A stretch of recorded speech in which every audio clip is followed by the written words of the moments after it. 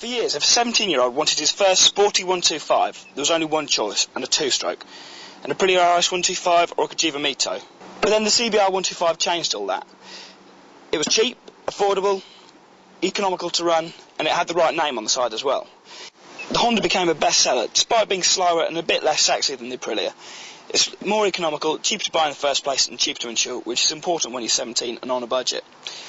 Not one to miss a trick, Yamaha introduced the R125. A little bit more expensive, but a lot sexier, and a little bit quicker to boot as well. That's now the top seller in the UK, and the top dog in terms of riding as well. It's an absolute fantastic little first bike. So now, the Europeans are getting on the act with a new 4-stroke 125. This is the new GPR125 Racing. The Derbi's got a brand new Piaggio-built 4-stroke 4-valve 125 engine, making about 15 horsepower. It's got an alloy frame. Although it's bolted together in the middle, it looks pretty sexy anyway. It's got Paoli upside-down forks, wheels that look a bit like Marchesini's but aren't, and it's even got a pretend brace swing arm. So what we're going to do to find out if the Derbi's a match for the two Japanese bikes is we're going to ride them from MCN's HQ here in Peterborough, and we're going to take them to the British MotoGP at Silverstone. It's about an 80-90 mile ride because we can't go the direct route. Today we've got with us MCN contributor and new rider James Sharp. He just bought a CBR125, so he's in a perfect position to tell us what he thinks of the three bikes. It's going to be a good fun ride, lots of country roads, lots of slipstreaming, because these bikes aren't very quick and it's a bit windy just to make it more complicated. And when we get there, we're going to camp and have a bit of a party before watching the race tomorrow.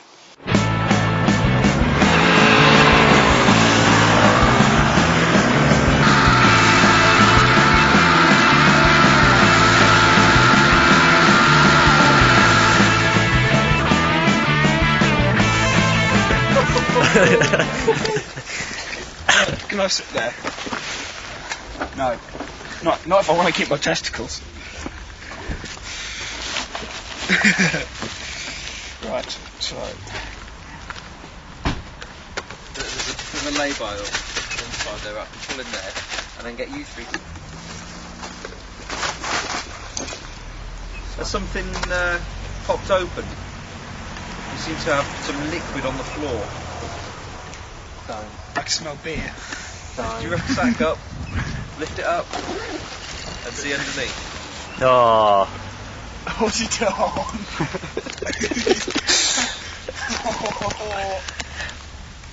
That's compelling.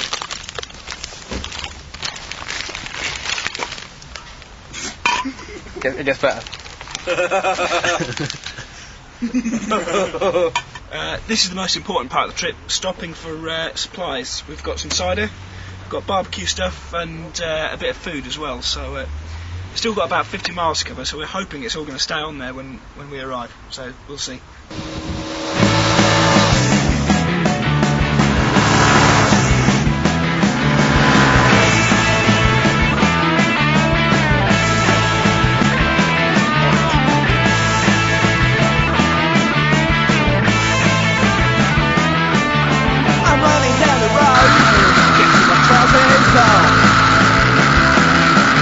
Another occupation has gone wrong.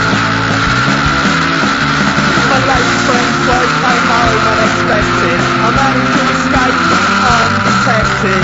I've been told that he's a tough guy, so I have to run or I would die. Halfway there, 2 beers down.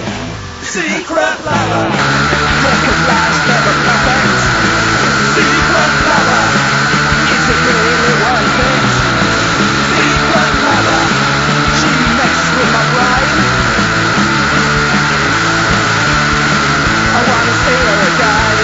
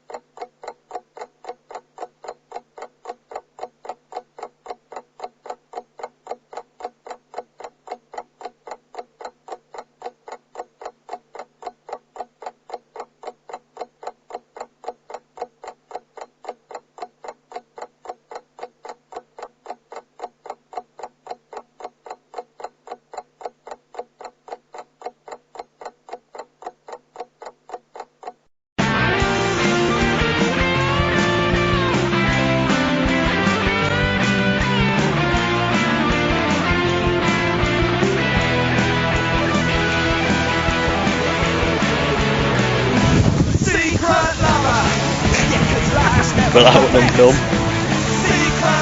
See that? Is it really worth it?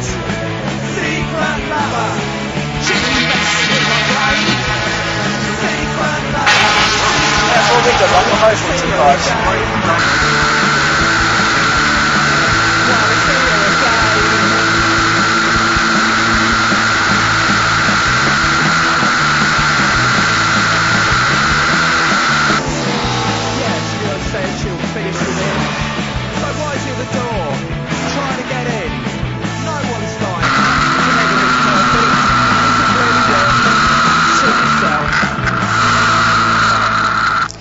So we spent a weekend riding these three 125s. We've ridden them to Silverstone and back, camped with them overnight, and to be honest, I've still had to spend time overnight sleeping on the result, because it's a close call between the Yamaha and the Derbi. We knew that the Honda was the slowest bike here, and because it's smaller and the wheels are skinnier, it's not quite as much fun to ride. It's still a good bike, and it's the most easy to use as well, so if you're just getting into riding and not that confident, the Honda's probably still the pick, and it's also the cheapest, at £3,120. Picking a winner has been quite hard. When we first rode to Silverstone and got to the campsite, my initial impression was that the Yamaha is a better bike. It's smoother, slightly quicker, and got a bit more torque. But it's more expensive, and having ridden the Derbi back, I'm not so sure. All three riders on test found the Derbi harder to ride to start with, and to begin with we were thinking the Yamaha was the better bike. But since then we've got a bit more used to it, and we're all thinking that the Derbi is probably the best bike of the three. It's £400 cheaper than the Yamaha to start with, and because it's so revvy and you have to work the gearbox so hard, it's more fun. It's got a better suspension, so it handles better, although it is let down very slightly by the brakes, which don't have a lot of power and get overcooked if you use them a lot. But for £400 less than the Yamaha, that's a lot of money when you're 17, so our pick of the three is the Derbi. So the Derbi's the winner of our test here, but it's worth noting that all three bikes are a lot of fun. It didn't matter which one we were riding. There were a few little differences in terms of the way they ride, but we enjoyed them all. In terms of practicality, they're all pretty similar too. They're all fairly uncomfortable because they're small. The Derbi's probably best because it's got the best seat and the best riding position. The Yamaha squashes your gentleman's private parts, and the Honda's so small it's not really any good for anybody who's average height. The Yamaha was most economical on the test. It managed 99 miles per gallon. The Derbi was the least economical at 62 miles per gallon, although that's still pretty good. And the Honda was in the middle at 82 miles per gallon. Honda's the lowest insurance group as well, so it'll be the cheapest to insure, and the Derbi and the Yamaha, they're pretty much similar. You'll find it easier to get hold of a Yamaha because they're more dealers, more spread out, but the Derbi is still our winner.